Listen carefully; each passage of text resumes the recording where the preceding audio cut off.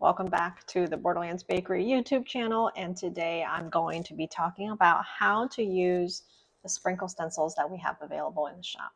You've probably seen sprinkle stencils becoming increasingly popular over the past year.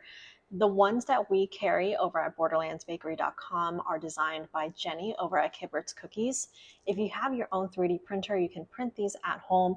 Visit her Etsy, that's linked in the description box below. Today, I'm going to be sharing some tips and tricks on what consistency of royal icing I'm going to be using depending on the design of the sprinkle stencil.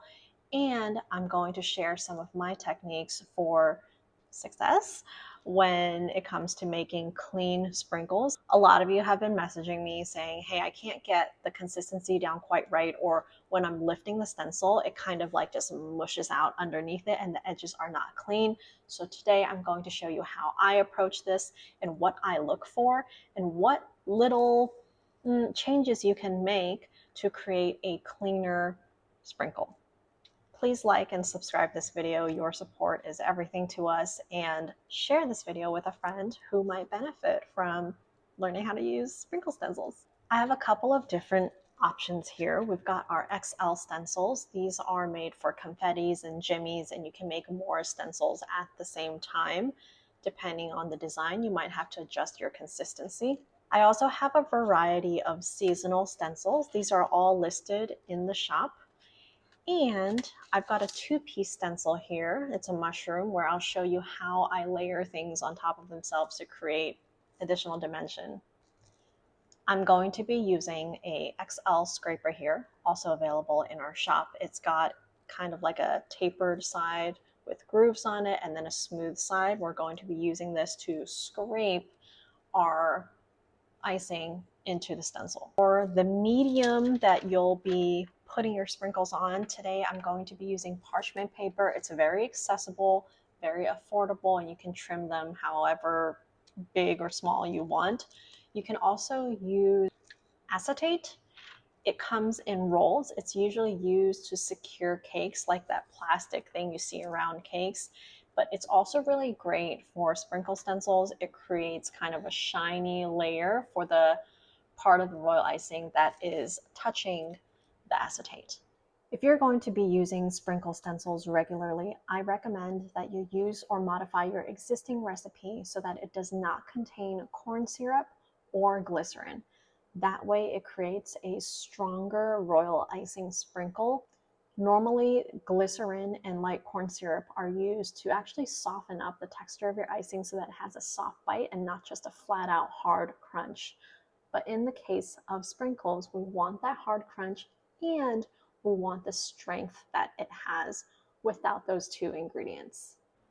I'm also going to offer that you can use one of these scrapers as well. They're from the Cookie Countess, very flexible, which is nice, and solid enough that you can kind of, depending on how you hold it, control it and adjust the flexibility of it.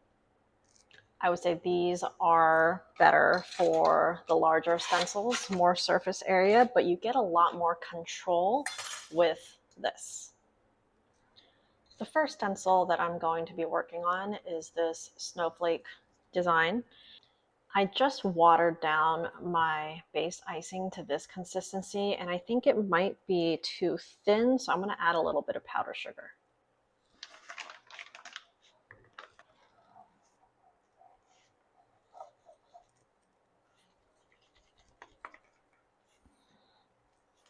So we're looking for a toothpaste consistency. And as a general rule of thumb, when you take a look at your sprinkle stencils and the design of them, I'm going to pull a couple just for reference. These guys have kind of smaller details, and then this is a much larger stencil. The bigger the stencil, the thicker your icing should be.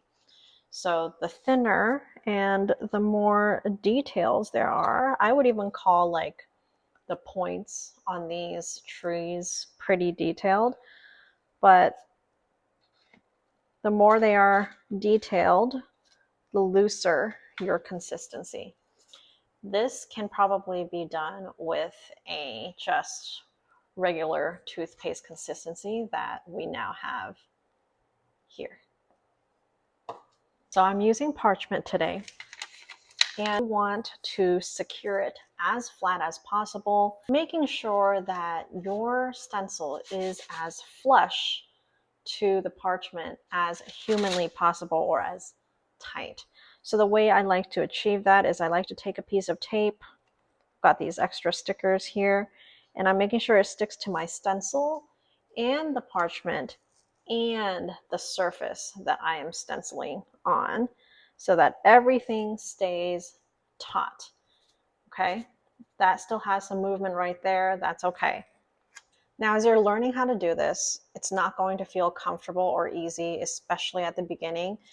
Maybe tape down this side too to hold it in place.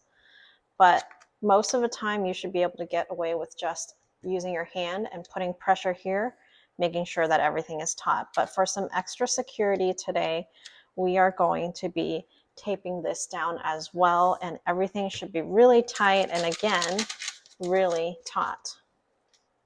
Imagine we're doing that. So just have everything as flat as possible. Now you can put this into a piping bag.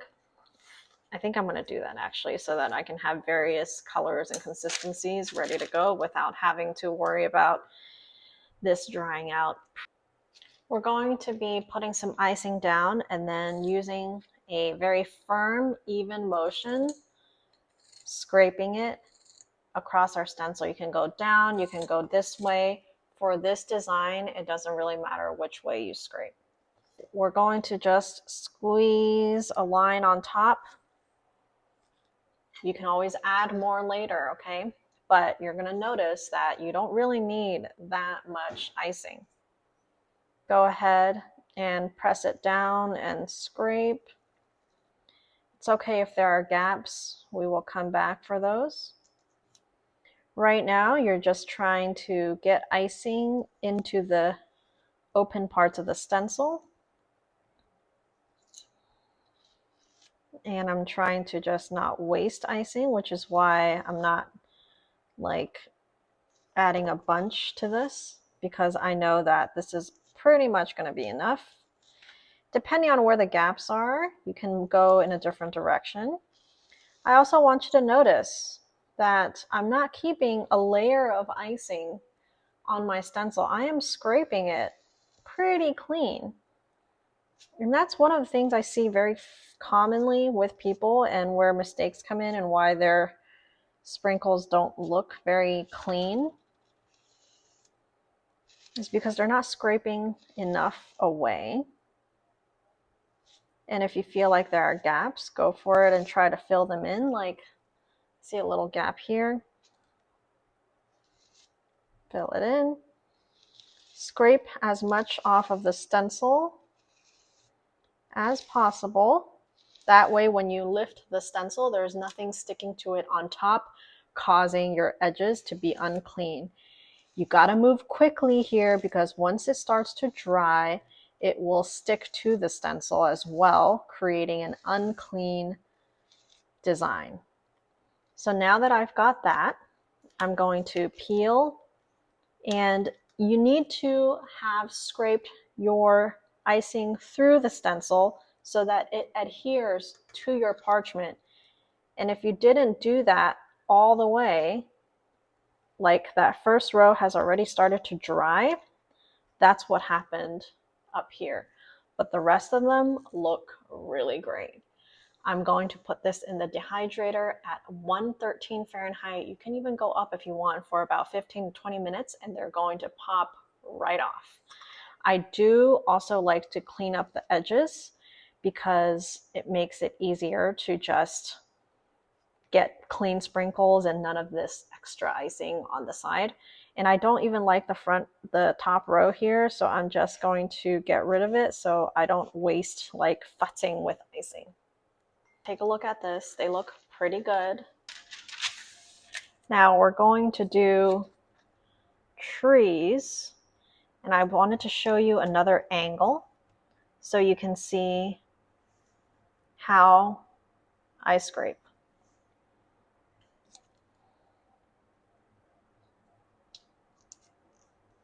If you want to get fancy, You can lift your sprinkle stencil and throw some edible glitter on there so that your trees or whatever design you're doing comes out really cute and sparkly. Just doing one row here. I just want to make sure my top row is like kind of filled in properly from the top, holding it very taut and tight. You're going to scrape.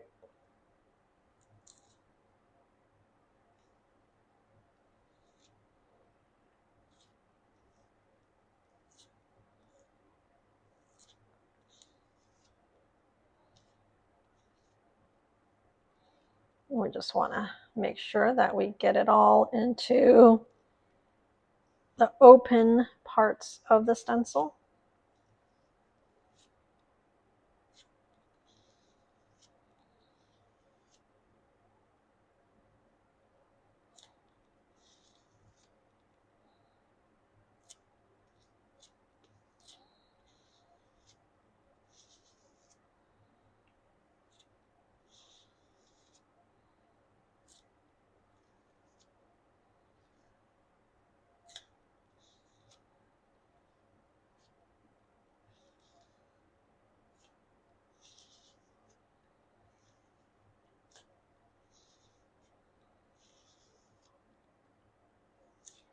You can see me adjusting the angle of the way that I scrape to smush more icing into the stencils that need it. And then as I finish scraping, I move my angle up. So now I'm like squishing it down and then scraping it through. And making sure to scrape off as much as possible from the surface of the icing. And let's get some glitter on there.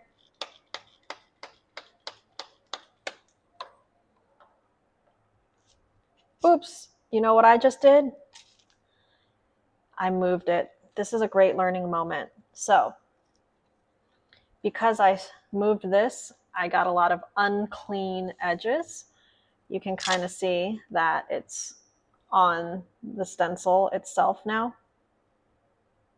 Yeah, yucky. We don't want that. That's because I shifted this while I was pulling the stencil up. So you can tell the difference in the ones that are clean versus the ones that are smushed. So great learning moment. Now we offer XL confetti stencils in 3 designs currently in the shop. This one happens to be the heart one.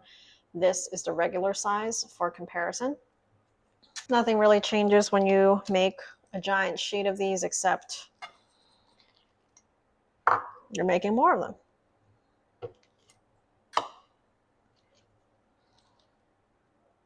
You want to really scrape it through all the little tiny openings.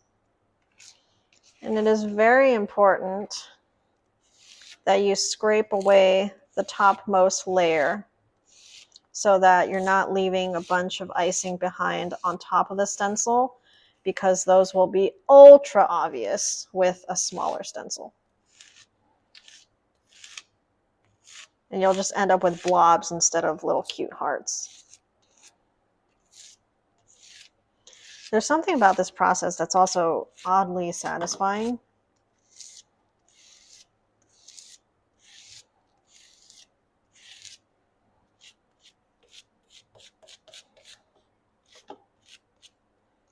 All right, last couple of scrapes. And we're done. Making sure to lift and not move the paper underneath at all. Oh my gosh, that is so cute. Oh, so cute. I'm going to be using red soon here, so I just want to get my red to the right consistency and show you what that looks like.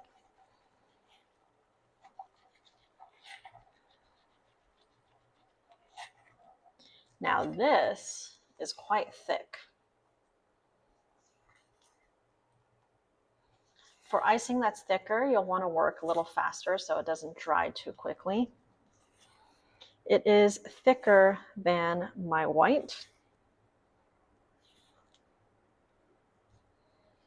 mainly because it's going to be used for detailing and I don't want it to budge much, which means I have to scrape harder and make sure that it slides through the openings.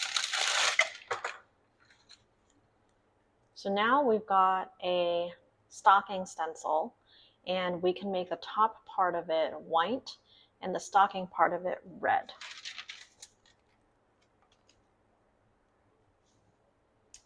I'm going to show you 1 or 2 rows at a time so that you can kind of see what I'm thinking here. I'm going to go about halfway with that white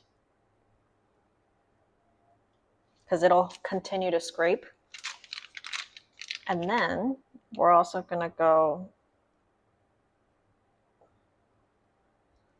halfway with that red, making sure you hold everything very taut.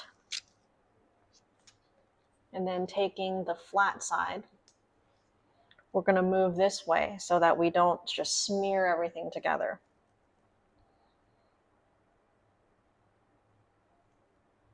Look at how cute this is. You do have to scrape, pretty straight. And you want to clean this off every time you scrape. And there is some waste here, but once you start to get the hang of it, there will be less and less waste. Sprinkle stencils are also a great way to use up any extra or excess icing that you have. And I'm not going to stress so much about like these guys, but if you want, you can clean it up. And we'll do that again. So I'm only going to go 3 this time because I know that there was so much excess icing. And let's see how this goes.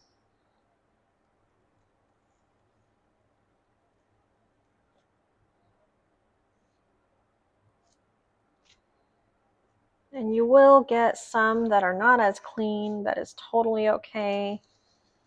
This is a learning process. Last one.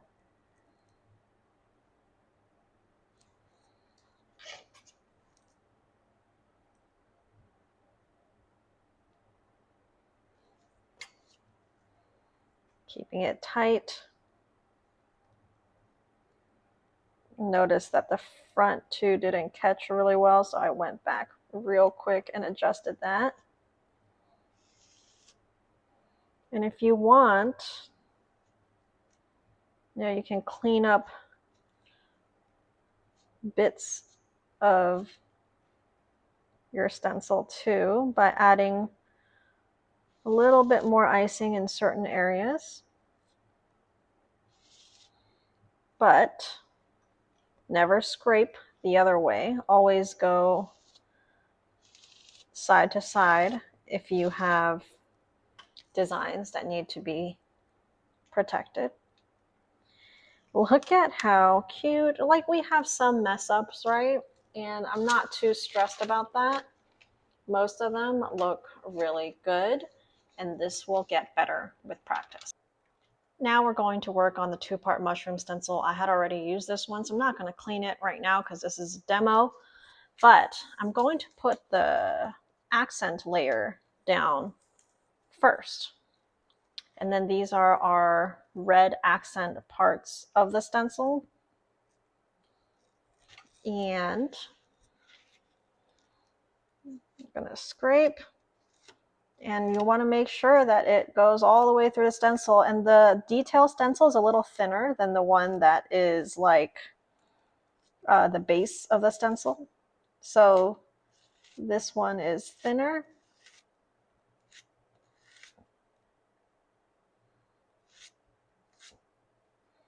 And I'm making sure to thoroughly scrape. And I'm actually moving in this direction versus this direction because you guys see this little detail right here. It's really thin and fragile. I want to go with the direction that is like going to reduce any potential of this flipping over. Ooh, okay. It's not bad. It's not perfect, but it's not bad. Immediately, I'm going to try to position the second part of the stencil right on top. How cute. I'm going to clean off my scraper. Not looking for perfection here, just enough to get it clean. Keep everything taut and tight. And then I'm going to put my white on. Just want to make sure that it hits all the top parts. And then we're going to scrape.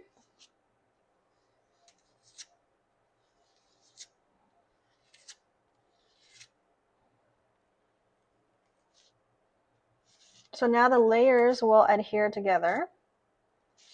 And when we reveal them, it's going to look really, really cool. How cute. Just want to make sure my white layer is thick enough and that I'm not over scraping.